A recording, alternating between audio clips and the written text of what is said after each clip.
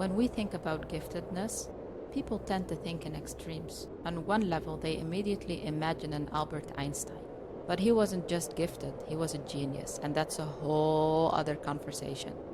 And on the other hand, people think that smart or highly intelligent people are smarter than the gifted ones surrounding them, making them once more overlooked.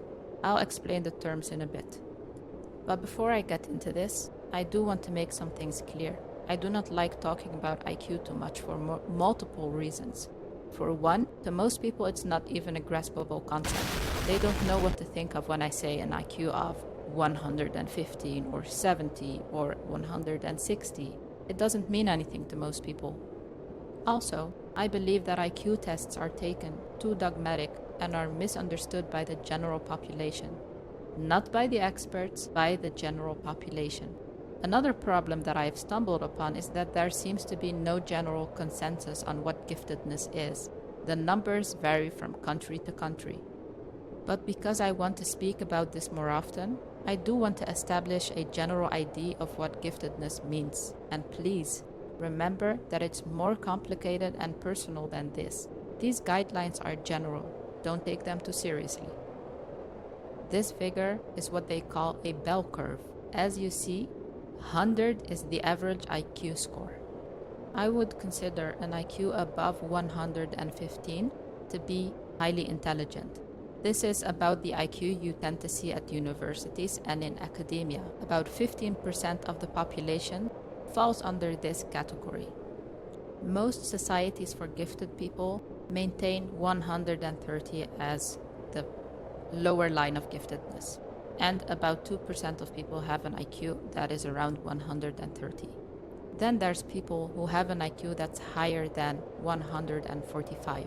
That's considered highly gifted, and only 0.1 to 1% of society falls under this category. If you are highly gifted, congratulations, you are screwed. Good luck finding someone to level with.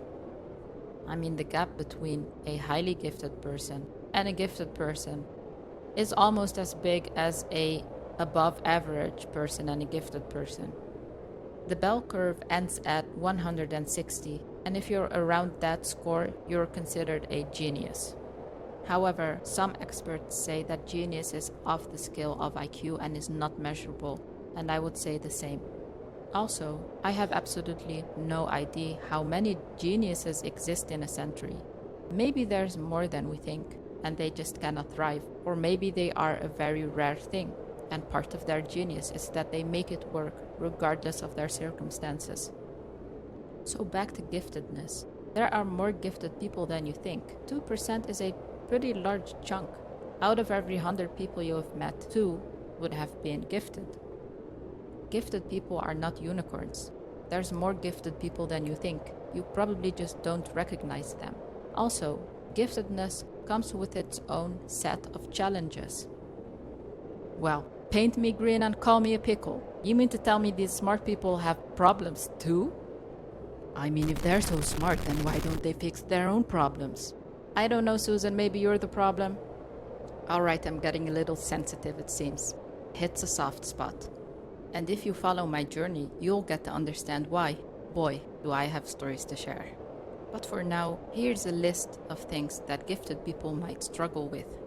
Perfectionism, imposter syndrome, boredom, overthinking, sensitivity, high expectation, procrastination, social isolation, intensity, criticism, time management, emotional density, work-life balance, anxiety, non-conformity, alienation, frustration, self-doubt, complexity, existential questioning, multi-potentiality. Thank you, ChatGPT. That was my rap goodbye.